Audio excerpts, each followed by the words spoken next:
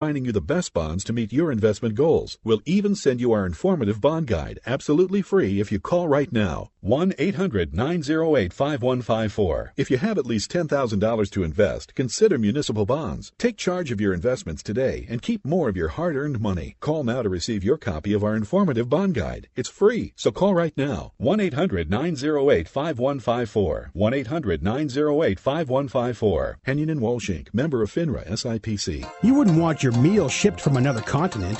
Why would you want your favorite radio station streamed from across the globe? That's why AM 790 created a super cool app that not only allows you to stream our best shows and music, but it also gives you access to great local deals like half off top restaurants, concerts, and more. Just go to 790business.com and download our groovy cool app. Keep it local, keep it simple, keep it connected with 790business.com. Back to the Coalition on AM 790 Talk and Business. Join in the conversation at 437-5000 or 888-345-0790. And we are back. We are the Coalition, loud and proud, outrage porn free, issues driven on Facebook.com/The Coalition Radio, CoalitionRadio.us, where again you can find last week's show. The fine folks from Occupy Providence joined us here in studio, an event occupied us. We had a great conversation about civil disobedience, bringing it home to really a local feeling for the folks from South Providence and parts of the West End. Just great radio, if I do say so myself. Today we're talking about two issues that are, in one sense, intensely local, but bring back really some national issues. We talk about issues in the last half hour, and I want to thank Chris Dempsey from No Olympics Boston coming on. We talk about issues like eminent domain. We talk about issues like outside control of neighborhoods. The core here is ultimately who has the right to determine the future of a neighborhood, of a community, of a city, of a region. Is it, in fact, the people who live there, the people who have spent, in some cases, generations building a community, or is it outside interests who see an opportunity for a quick profit, quick turn? As a show, we focused many months on what happened out in Newport, where you had an outside developer like Joe Paolino who tried to ingratiate himself locally to make personal profit at the expense of the local community, completely willing to destroy the fiber of a local community and for a quick hit on a real estate deal. So who has that kind of control? As we talk about issues like eminent domain, which for so many people who have questioned our next issue as to why are we so worried, one need only look to cities like New London, where entire communities were ravaged for personal development of personal projects. And so we look forward now to one of the hot button issues here in Rhode Island, which of course is Roadmap Rhode Island. Joining me on the line is Mike Stenhouse. Mike is with the Rhode Island Center for Freedom and Prosperity. We all know him as helping evolve an organization when, in one sense, Freedom and Prosperity didn't exist until a few years ago. Yet, in the last 4 to 5 years, and particularly the last 2 or 3 years, they have left a remarkable footprint on the civic discussion that's taking place here in Rhode Island, whether it be the sales tax issue, tax fairness, eminent domain, Rhode Island Roadmap. On every single issue, agree or disagree, you have to commend them for the level of engagement, the level of detail that they've been willing to provide a government that ultimately fails to give us any of that themselves. So, Mike, welcome back to the show. Good to be with you, Pat, and you're right. That is exactly our mission, is to engage the public in debate that is often left out of many major issues. There's always two sides to the coin, and unfortunately in our state it's usually just one side that gets presented. So our job is to present that other side. And on a remarkable level, they fail often to provide us with any depth of detail, even on the side that they would allegedly support. We are. As I often say, we can. In order to build a koi pond in Rhode Island, you need the Department of Environmental Management to show up and do an environmental impact statement. Yet at the same time, this state routinely inflicts fiscal and monetary decisions in the billions of dollars upon us, whether it be gaming, redevelopment issues, tax policies, without any thought whatsoever as to the unintended consequences. Well, you're right, and going back to what you said in your intro, it's not just a question of who has the right to impose a vision, but whose vision is it? Right. So you really have two very important issues there that our ruling class government just seems to take for granted. They believe it's their vision without any need for any discussion, and they believe they have the right to impose that on all of us, even in the Roadmap Rhode Island case, if that means it could lead to infringement on property rights, property values, and the sovereignty of local governments. I mean, we can't disagree. We can't be further in disagreement with either of those two approaches. Now, we have a somewhat of a national audience in the sense that our podcast, which is on coalitionradio.us, does, we can tell by its hit rate, get a lot of listens outside of our immediate area. So give us, if you will, a real quick snapshot. Because I want to, in today's show, focus on the aftermath. But give us a quick snapshot of your interpretation of Roadmap Rhode Island. Well, we can document. It's not just what we believe; it's what it is.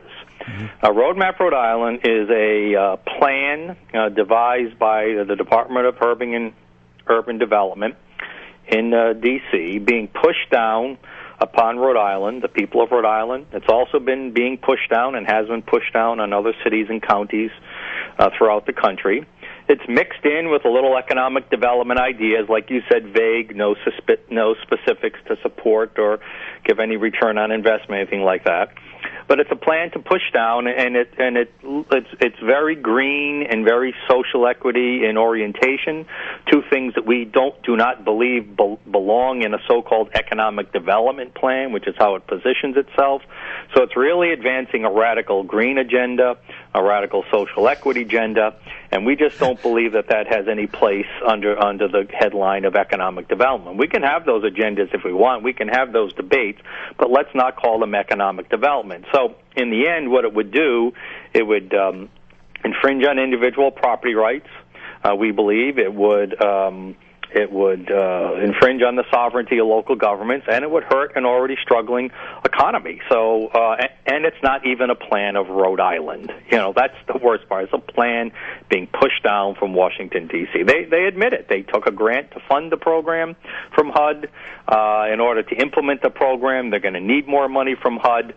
And it's just not a plan of the people of Rhode Island. Now, two, if you will, important notes here. I have reached out to Scott Wolf, who is the head of one of the local agencies that we claim to be visionaries in terms of development. And I've asked him to be on the show. He very politely, he got back to me a few times. We had a conversation, but ultimately he declined to be on the show. I should tell you that my co-host, Dave Fisher, is a member of the Green Party in the state, and I know he's chomping at the bit just to engage a little bit with you. Well, Dave, you had a question. I have to say, I want, like, since you are calling this plan out on its lack of specifics, I'd like some specifics from you, what you think is a, quote, radical green agenda. Well, I think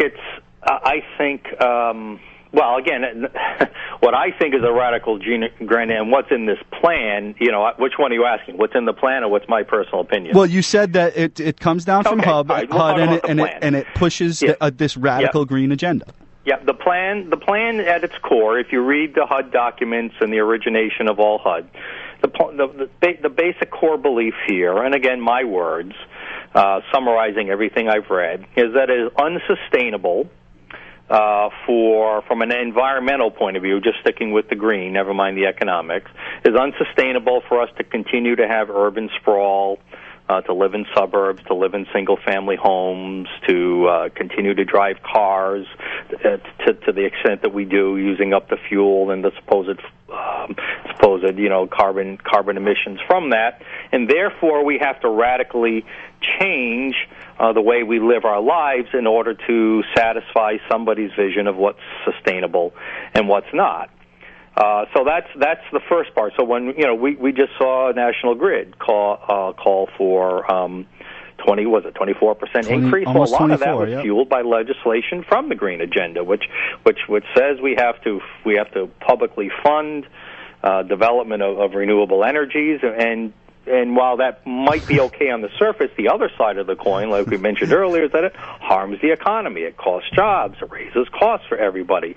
So the Green Agenda is a big part of this plan, when we just don't think that the Green Agenda leads to good economics. We've been hearing for decades that the green jobs will raise the economy in the world and in our state, and we think there are plenty of economic reports out there that show that just the opposite happened. Just look at Spain. But the